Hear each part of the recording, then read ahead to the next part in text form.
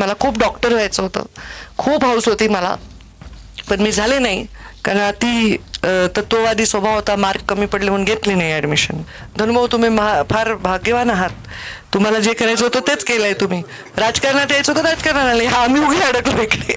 मी मोठी डिस्टिलरी चालवते आणि अल्कोहोल बनवते. माझा सुगंधा सुद्धा संबंध नाही, पण मी अल्कोहोल बनवते. आता काय करावं, ब्रँड सुद्धा मला माहित नाहीये.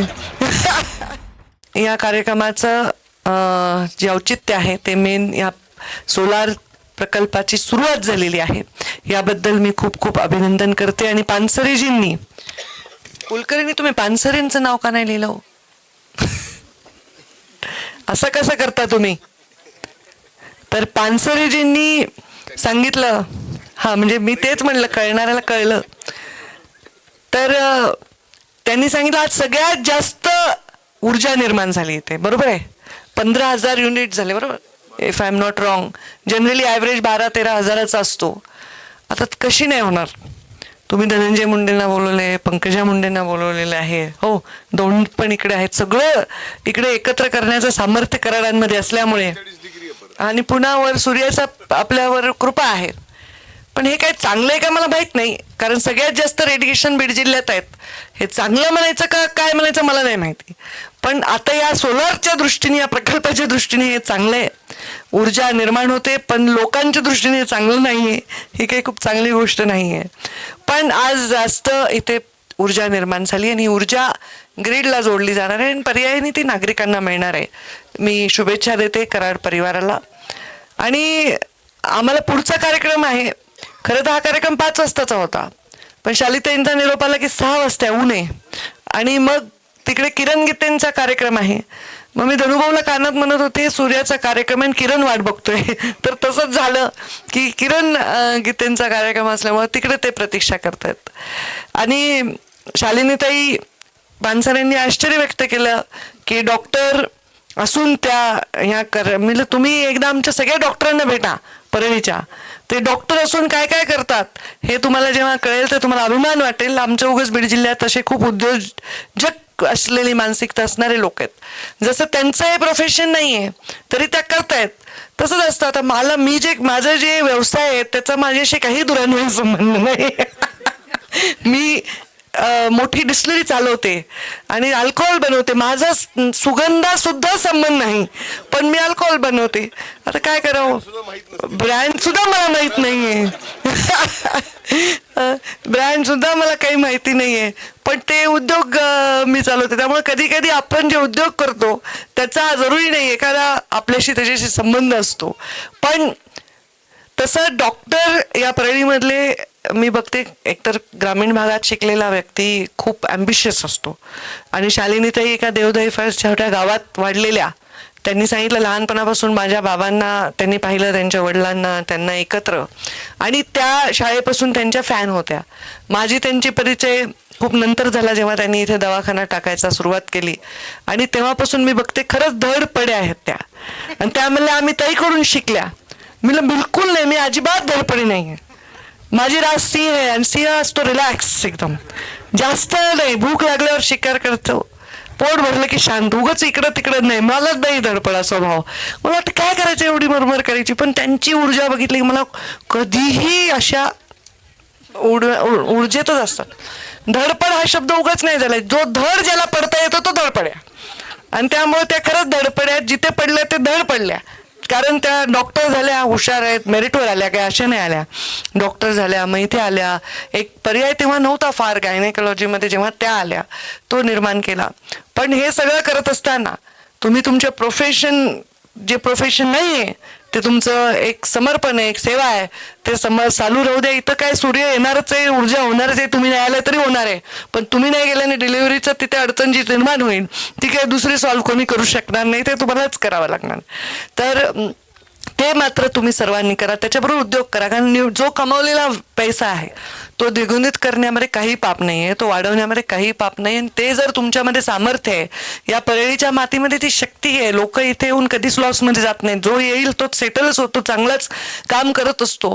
आणि ते आल्या बाहेरचे बरेच लोक इथे येऊन सेटल झाले, स्पेशली डॉक्टर्स. आणि चांगले डॉक्टर्स आपल्यामध्ये आहेत. फक्त चांगल्या गोष्टी अवेलेबल असणं आवश्यक आहे. तर आपल्या चांगल्याबरोबर अवेलेबल डॉक्टर्स पण असले पाहिजे. आणि त्यामुळे तुम्ही सर्वजण जेवढी बाहेर उन्नती कराल, मी धनुभाऊ तुमच्या पाठीमागे खमक्यासारखे उभे आहेत. पण त्याचबरोबर आलेल्या पेशंटला वापस जायला देऊ नका, एवढं मात्र मी तुम्हा सर्वांना हात जोडून विनंती करते. कारण हे खरं तुमचं, तुम्ही तिथून आलात इथे, तिथून तुम्ही 4 पैसे कमवून इथे आलात, हे कधीच विसरू नका. मला आता सांगते, माझ्या जीवनात वैभवाची कमी नव्हती. मला राजकारणात लांबून दुरून यायचा काही प्लॅनही नव्हता. पण आज मुंडे साहेबांच्या नंतर जेव्हा मी राजकारण करते, आता काल मी एका कार्यक्रमाला गेले, तिथे लोक जेव्हा म्हणतात ना, ताई मी साहेब वारले ना, साहेबांना धरून बसलो होतो, मला 8 पोलिसांनी वेगळं काढलं. मला फार वाटतं जबाबदारी, बापरे. मी लोकसभेला पडले, त्या आत्महत्या केलेल्या लोकांनी, मला फार वाटतं अरे बापरे, आता मला काय गरज आहे का पर्यावरण मंत्री म्हणून चंद्रपूरला जायची, कोळसाच्या खाणीत जायची. मी दिवसभर प्रचार करते, उन्हात फिरते. आता मला गरज नाही, मी AC मध्ये बसून सुद्धा पर्यावरण डॅशबोर्डवर बघू शकते इकडे किती प्रदूषण आहे, तिकडे. पण प्रत्यक्षात काय जबाबदारी आहे आपल्याला. आणि जेव्हा तुम्ही ही शपथ घेत असता, तेव्हा तुम्ही खूप मोठी शपथ घेत असता. आणि तुमच्या हातात कितीतरी जन्म घेतात लोक, कितीतरी लोकांच्या इलाज होतात. हे फार मोठं पुण्य. आम्ही किती पैसा खर्च केला आणि आम्हाला वरचं महादेव जरी खाल्लेला, तर आम्ही काही एक टाका नाही घालू शकत, आम्हाला काही घेणार नाही. तुमच्या हातात जादू आहे, देवाने तुम्हाला निवडलंय. हे प्रोफेशन, हे मला नाही वाटत की सहज, कारण याला बुद्धीच लागते ना. तुम्ही अभ्यास केल्याशिवाय पास होऊ शकत नाही, तुम्हाला ऍडमिशन मिळू शकत नाही. तुम्ही म्हणजे पहिले तर आपला बायोलॉजी ग्रुप होता, त्याला स्कोरिंग लागायचं, नंतर आता नीट एक्झाम झाल्या, तर हुशारच माणूस इथे जाऊ शकतो. आणि म्हणून त्याचं फार जाणं महत्त्वाचं आहे. आणि ते मी का सांगते, कारण मी जेव्हा आता पेशंट झाल्यावर मला डॉक्टरांची किंमत कळाली. तशी मला फार काही किंमत लागली नाही. धनुभाऊ म्हणले मला इंजेक्शन घ्यावं लागते, मला तर काही एक परळीच्या डॉक्टरचं एक इंजेक्शन पण मी घेतलेलं नाही. बरोबर आहे. आमच्या प्रीतमताई कधी कधी सलाईन घेतात, नाजूक आहेत त्या, त्यांना ऊन बिन लागला की सलाईन घेतात. धनुभाऊ तर घेतच राहतात सलाईन वगैरे, त्यांना फार आवड आहे इंजेक्शन, सलाईन. मी तर नेहमी म्हणते, अरे तुझ्या किती त्रास करून घेतो भाऊ. नाही, पण हे दोघं नाजूक आहेत जरा माझ्या मनाने, बहीण भाऊ माझे. आणि मला नजर लावू नका, पण मला इंजेक्शन काही लागलेलं नाही कधी. पण माझा इलाज जो कधी नाही झाला, तो माझ्या परळीच्याच डॉक्टरांनी केला. मला इतकं गळ्यात दुखत होतं, किती त्रास होत होता. म्हणजे शालीन ते मला, चला बरं मी तुम्हाला ENTला दाखवून ते लातूरला सोमानी सरांकडे. त्यांनी नुसतं मला टच केलं. मुंबईचे बेस्ट डॉक्टर, म्हणजे सगळे सेलिब्रिटी जातात, अमुक जातात, तिकडे गेले मी. पण या डॉक्टरनी टच केलं. बघा माणसं, आमच्या मराठवाड्याचे लोक किती हुशार आहेत. नुसतं टच केलं, म्हणजे सलायव्हरी ग्लँडमध्ये स्टोन येत आहे. आणि ते इतका पेन होता, बापरे. मला सर्जरीला जावं लागलं. ते आल्या होत्या शालीनताई. मुंडे साहेबांचा इथे ऍक्सिडेंट झाला, साधा हाताचा फ्रॅक्चर होतो, मुंबईला गेले, जीवावरच बेतलं ना. प्री ऑपरेटिव्ह काहीच केलं नाही. धनुभाऊन मी होतो तेव्हा आम्ही ICU मध्ये बसायचो, ट्रॅक्युस्टमी केली, लिहित बसले. आणि तुम्ही असे पेशंट हाताळताना तुम्ही ग्रेट. भारतातले डॉक्टर, भारतातले ड्रायव्हर आणि खेड्यातले डॉक्टर काही हाताळू शकतात. म्हणजे त्यांना काही नसतं, लाईट नाही, टॉर्च मध्ये तुम्ही किती वेळा सर्जरी करता. हे तुमच्या हातामध्ये जी जादू आहे ना, ती कशातच नाही आहे. तर ती जादू कृपा करून जो रिटायरमेंटच्या एजपर्यंत ते करा. साईड बाय साईड हे चालू द्या. आणि तुम्ही मुलंही डॉक्टर करतात पुन्हा, म्हणजे आम्हाला पुन्हा तुमच्याशी संबंध ठेवावाच लागेल. आम्ही म्हातारे झाल्यावर, तुम्ही म्हातारे झाल्यावर ते पोरच पार्थकडे जावं लागेल मला. म्हणून मी खूप काळजी घेते त्याचं काय चाललंय तिकडे वगैरे. प्रत्येक गोष्टीत पुन्हा फुकटचे डॉक्टर पाहिजे ना आम्हाला. आता तर चांगली धडधाकट आहे, माझी गरज नाही पडली, पण भविष्यात ते फार पवित्र असं प्रोफेशन आहे. मला खूप डॉक्टर व्हायचं होतं, खूप हौस होती मला, पण मी झाले नाही. कारण अति तत्ववादी स्वभाव होता, मार्क कमी पडले म्हणून घेतली नाही ॲडमिशन. आणि मग आता प्रीतमताईला व्हावं लागलं, तिला व्हायचं होतं वकील, ते यशोताईला व्हावं लागलं. आणि असं ज्याला जे व्हायचं नसतं ते व्हावं लागतं. धनुभाऊ तुम्ही फार भाग्यवान आहात, तुम्हाला जे करायचं होतं तेच केलंय तुम्ही.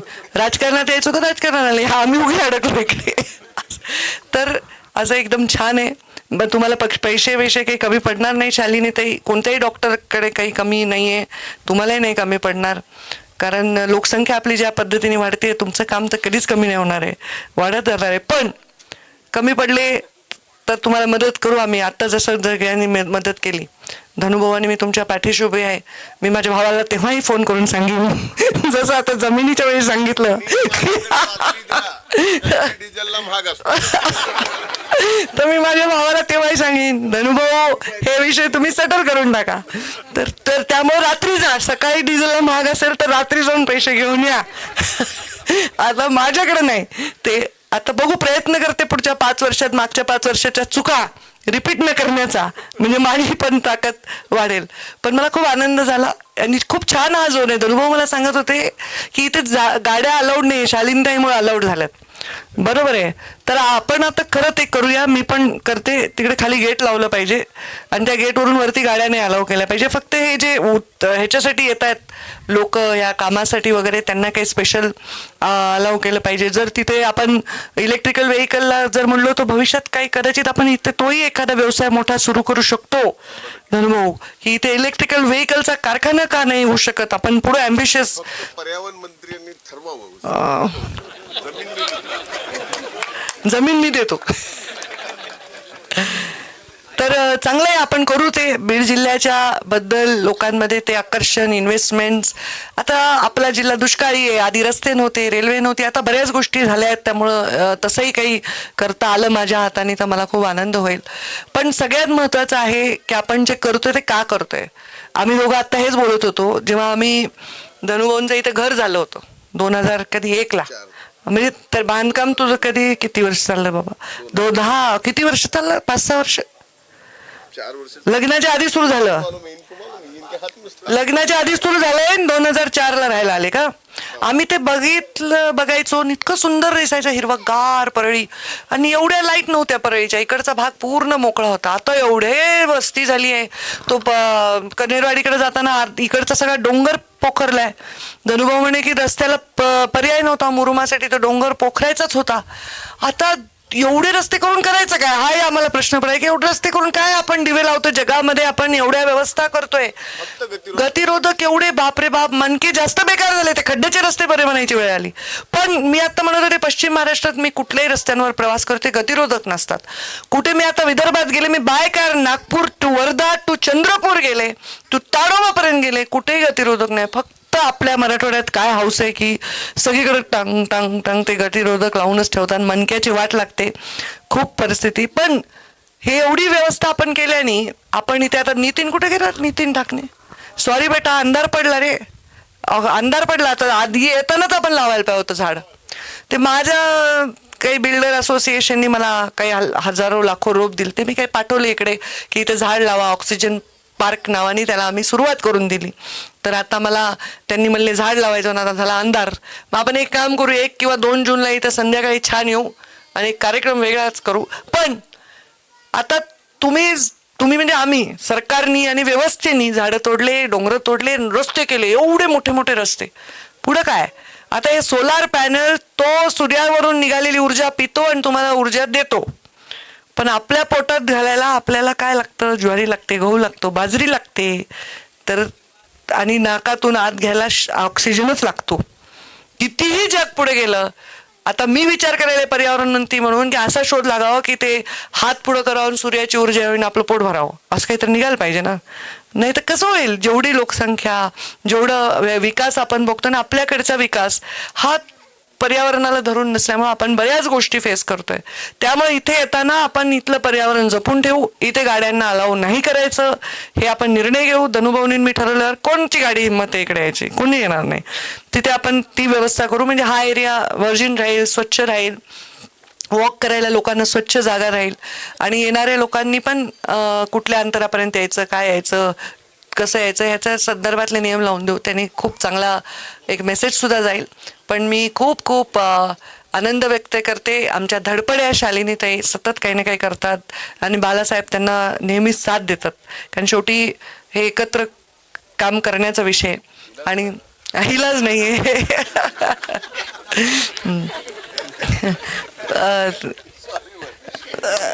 नाही असं असतं कधी कधी. मग ते बरोबर आहे, धडपडे व्यक्तीच्या पुढे इलाज नसतो काही. तर आणि त्या सारख्या प्रवासात दिसल्या म्हणले संजय दौंड. आता तुमचं समाधान झालंय का? अजून काय करायचंय? आणि काही करायचं आहे अजून, थोडं इलेक्शन लढवायचं आहे. आणि मग मी म्हणत असते तुम्ही डॉक्टर काय झाला, एवढं तुम्हाला राजकारण करायचं आहे, तर आता अजून काय करायचं त्यांना. पण ते तुम्ही सगळं करत असताना तुम्ही हॉस्पिटलमध्ये किती तास अटेंड करणार हे मी बघणार आहे. हां, कारण हे फार महत्वाचं आहे. हे तुमच्या 10 वर्षाच्या शिक्षणानंतर आलेली मेहनत आहे.